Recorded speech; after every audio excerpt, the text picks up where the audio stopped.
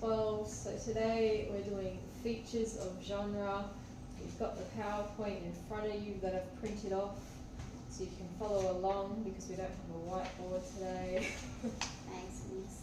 That's alright. So flipping over to our agenda, we've got our learning objectives. We're going to be going through some images. Going to see what is genre and the conventions to it. Going to go through some short excerpts and then we're going to do a little summary activity. So our learning objectives for today. We want to understand the relationships between texts, audiences, purposes, genres and contexts.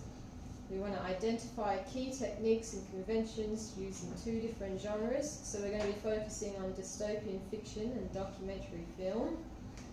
We're going to compare and contrast how these conventions shape meaning and audience response, and we want to apply their understanding by analysing a short excerpt from both genres. So flipping over, we've got two photos. One's the documentary from David Attenborough's A Life on Our Planet, and then the other one's a photo from A Handmaid's Tale by Bruce Miller.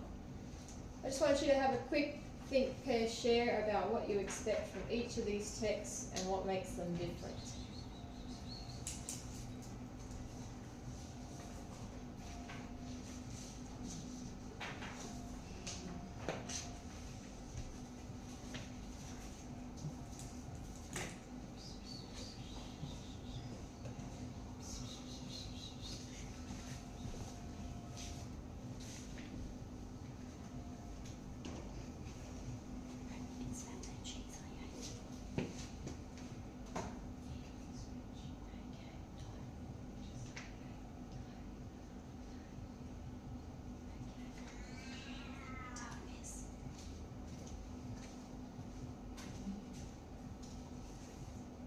You need some pens to write some things down. There you go.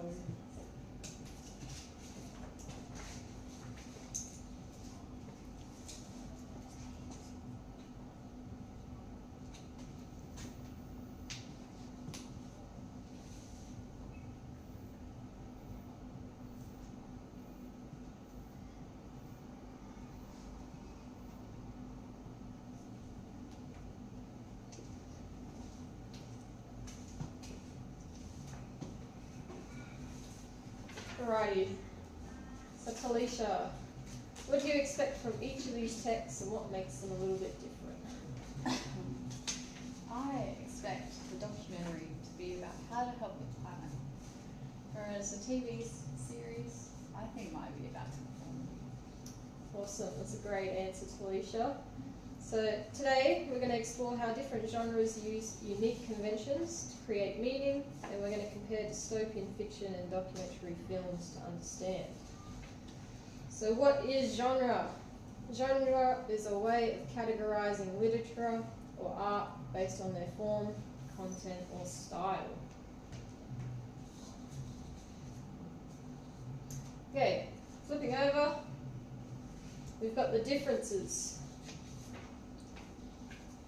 You're on the right page, Janice. So dystopian characteristics. Often dystopian societies are usually horrifying or undesirable. They're not places people generally want to live in. Dystopian societies are usually futuristic and fictional. However, dystopian fictions can be regarded as warnings for people in today's society. As dystopian fiction is both about today and tomorrow, it comments on our own society, which involves a lot of symbolism. The dystopian protagonist is often struggling and wants to escape, and the dystopian protagonist often questions their existence and the existing social and political systems. Dystopian protagonists usually help the audience to realise the negative aspects of the dystopian world, and dystopian films are often based on one of four controls, which is bureaucratic, corporate, technological, or philosophical/religious control. These are usually referred to as oppressive governments. In the documentary characteristics, we have documentaries are based on observations of the matter, So in our further lessons, we will watch a little bit of a life on our planet, and you'll go through and see a lot of observation that David Attenborough does. Documentaries often rely on interviews with people who give opinions that challenge facts. This is referred to as expert testimony. We have documentaries involve dramatic events for the audience.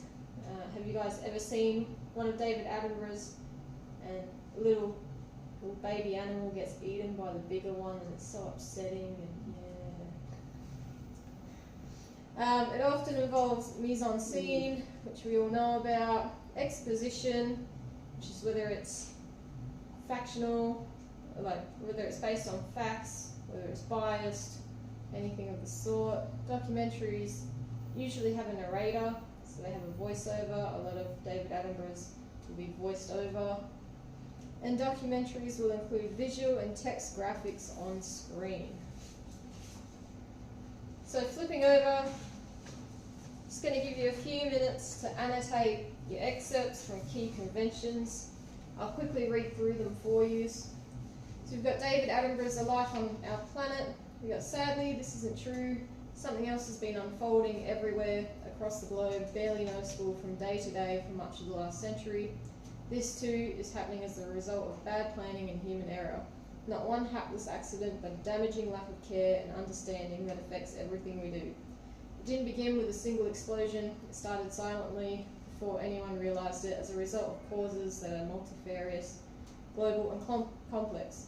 This fallout cannot be detected by a single instrument. It has taken hundreds of studies across the world to confirm that it is even happening.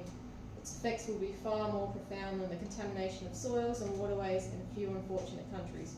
It could ultimately lead to the destabilisation and collapse of everything we rely upon. This is the true tragedy of our time, the spiralling decline of our planet's biodiversity. And then we've got A Handmaid's Tale, just a quick excerpt. So a bed, single mattress, medium hard, covered with a flocked white spread. Nothing takes place in the bed but sleep or no sleep. I try not to think too much. Like other things now, thought must be rationed. There's a lot that doesn't bear thinking about. Thinking can hurt your chances, and I intend to last. I know why there is no glass in front of the watercolour picture of blue irises, and why the window opens only partly, and why the glass in it is shatterproof. It isn't running away they're afraid of, we wouldn't get far. It's those other escapes, the ones you can open in yourself, given a cutting edge. So apart from these details, this could be a college guest room for the less distinguished visitors, or a room in a rooming house of former times for ladies in reduced circumstances. That is what we are now. The circumstances have been reduced for those of us who still have circumstances. So just using our characteristics, I want you to go through those two excerpts on your own and just make some notes about what they include, what kind of conventions they use, anything of the sort. Together. You can do together or on your own if you wish.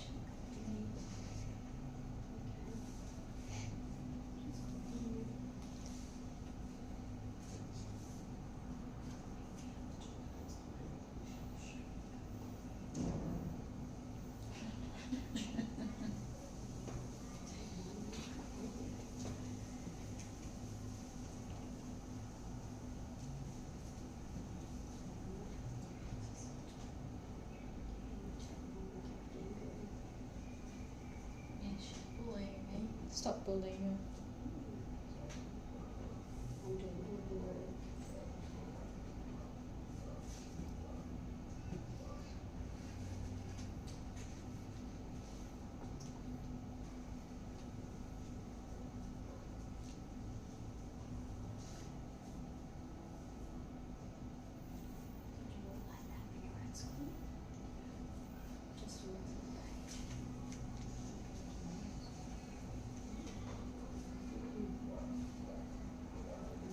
These annotations will be collected after class.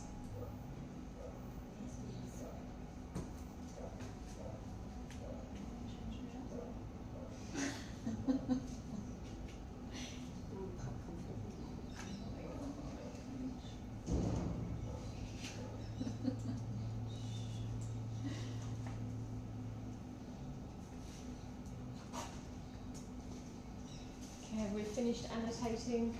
Awesome. So flipping over, just going to give you 1 minute to write a quick summary. I just want a 1-sentence reflection.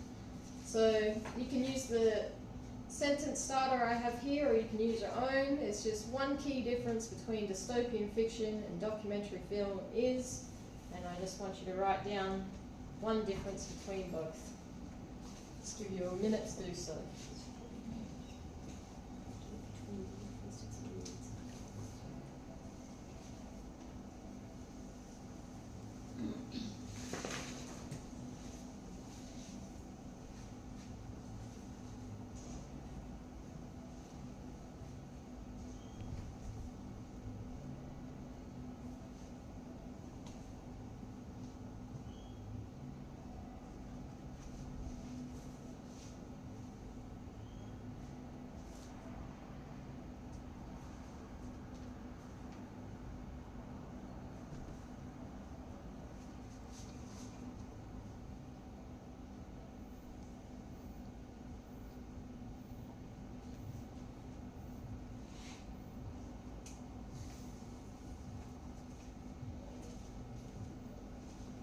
Okay. Janice, what was your 1-sentence reflection between dystopian fiction and documentary film? Dystopian is a fictional horrifying world, whilst documentaries are real life or real world matters. Yeah, awesome. And Talisha, what's your...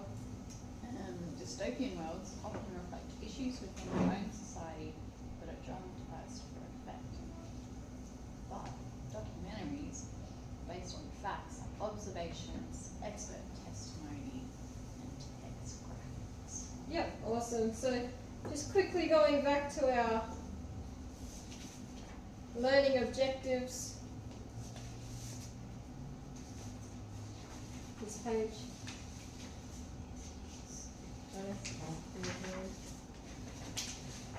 So do we feel like we've understood the relationship between text, audience purposes, genres and context? Yep. Have we identified key techniques and conventions used in the two different genres?